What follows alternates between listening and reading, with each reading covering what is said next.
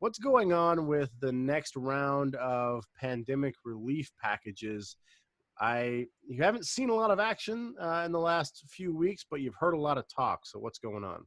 Sure. So we know that the House has already passed a version of their next package, the fifth pandemic relief package. The Senate Republicans have yet to act. Their Senate is out this week. They are back home for their district work period. So we're not going to see any kind of legislation moving this week. And even before legislation starts to move, we need the parties to start talking to each other. So we know that the White House has been talking to Senate Republicans. We just need to pull the House Democrats into the picture as well to start talking about what they can agree on for a fifth package. The timing is a little bit up in the air right now. From where I sit, though, if you take a look at the April unemployment rate, which came out earlier this month, was around 15%. And there are predictions that the next unemployment report, which comes out on Friday, June 5th, the unemployment rate is going to jump up above 20%. So it's hard for me to see how members of the House and Senate leave for the 4th of July recess next month without putting forward another package. Now, they might do that, and I think they do so at their peril, but I think it would be a really tough slog for that week at home in the district, talking to constituents without passing another relief package. Yeah, I don't think it'd be a very friendly 4th of July holiday if you've got 20% unemployment. That would be staggering. I can't think of the last time we had that level.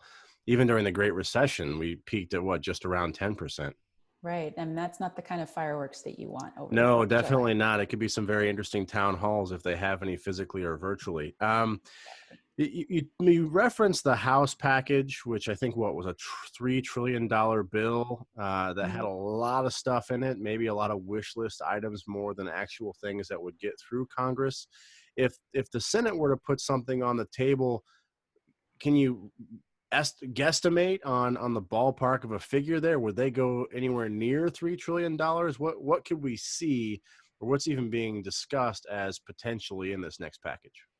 So it's a great question, and it's really hard to know right now because not everybody's talking about the same type of ingredients for a fifth package.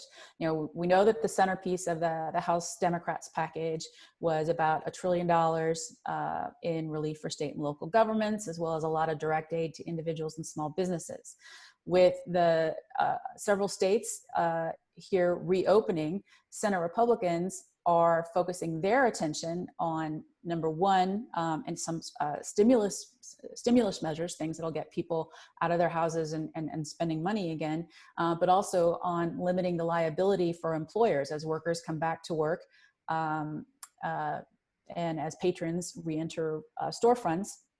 Senate Republicans are very interested in providing liability relief for businesses who may be sued by either their employees or their patrons who contract coronavirus in their establishment. So those are the two fronts there. And then in the White House, they've got their own set of priorities. They are talking about payroll tax cuts, reinstating certain tax deductions for like meals and entertainment, and even a capital gains tax cut. So it's kind of hard when you've got everybody playing in different fields. It's kind of hard to see where the Venn diagram of policy intersects on a compromise measure. I think they'll get there, but it's really hard to forecast what that might look like. I'm sure there's going to be some element of state and local government relief in there. You've got the National Governors Association has put in a request for about $500 billion in indirect aid to state and local governments, and the ability to use that money to backfill lost tax revenue as a result of the coronavirus shutdown. So I think Senate Republicans will have to come to the table on that.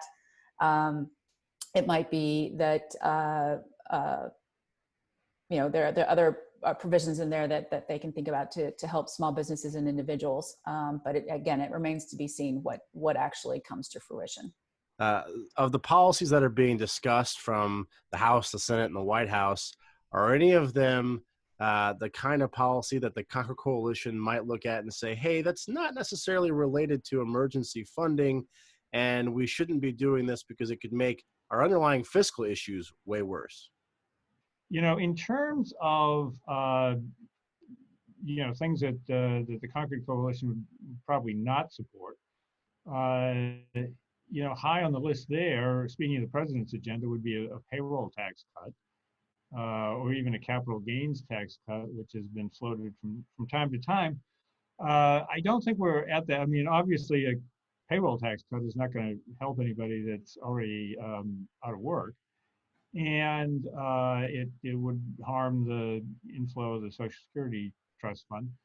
Longer term economic things like a capital gains tax cut that is trying to help longer term economic growth. The benefit of that isn't going to come up for a long time.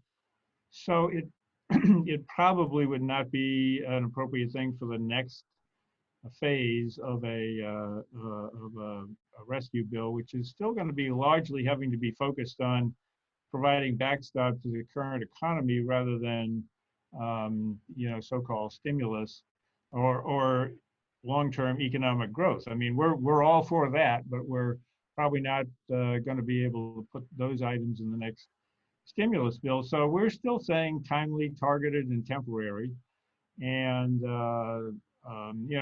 so in that regard, there are a number of things that have been put in the first few bills that would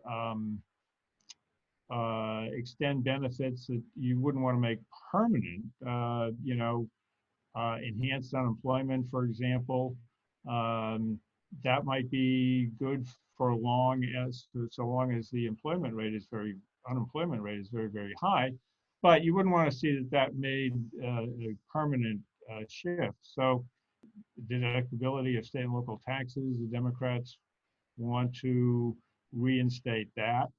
And that would be something that would be just putting another tax break, primarily benefiting higher income people back into the tax code. It was taken out in the last tax bill. So yeah, I mean, there are things that would widen the long-term structural deficit by making them permanent that we would be opposed to.